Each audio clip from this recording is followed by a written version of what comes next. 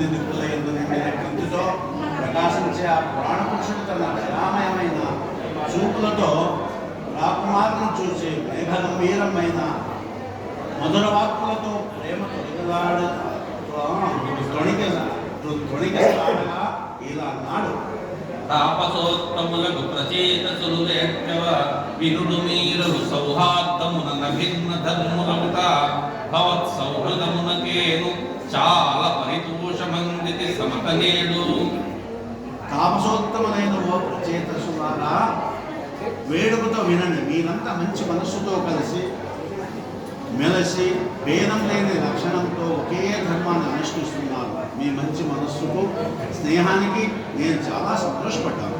అనయమును మీ మనోరథమునరింతు ఎరుంగములు వృత్తములకు మిదినము మిమ్మనుదినము నెవ్వండు సుఖయశనుడై మదిలోన తలంచునా నరుడెప్పుడు ధాతృజన సౌహృదంబును లోతదయాగుణము విమల బుద్ధియు సుజన ప్రీతియు గల్గి సుఖించును వేత సమస్తాగుడవు విశ్వములోనం.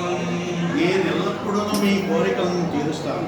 మీరు తెలియజెప్పండి. ఉత్తములైన మిమ్మల్ని ప్రతిరోజు సుఖంగా శయనించేటప్పుడు మదిలో స్మరించే నరులు సోదర జనస్నేహం భూత దయాగుణము నిర్మలమైన బుద్ధి సజ్జనల ప్రేమను పొంది సుఖిస్తారు.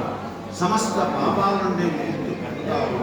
మరియు రుద్రగీతం వైనమదీయ స్తవం వెపరనుదినంబును స్తోత్రములు చేయుదురు ద్వారల కఠిమతవరంబులు శోభనకరంబగు ప్రజ్ఞయు నిత్తును.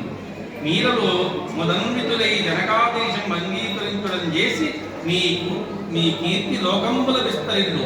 మీకు నూన బ్రహ్మగుణుండు ఆత్మసంతతి చేసి లోకత్రయ పరిపూర్ణ గుణాగుణుడైన పుత్రుడు సంభవింపగలండు.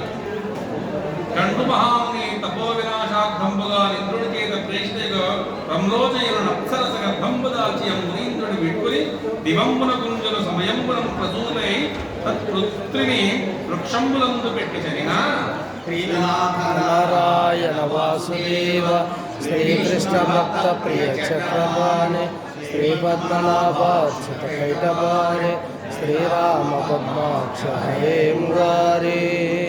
గానం చేయబడిన ఈ స్తోత్రాన్ని ప్రతిరోజు ఎవరైతే స్తోత్రం చేస్తారో వాళ్లకు కోరిన వరాలను శుభకరమైన ప్రజ్ఞను ప్రసాదిస్తారు. మీరు సంతోషంతో తండ్రి ఆదేశాన్ని పాటించడం వలన మీ కీర్తి లోకాలలో వ్యాపిస్తుంది. పరబ్రహ్మ లక్షణాల కుమారుడు జన్మిస్తారు.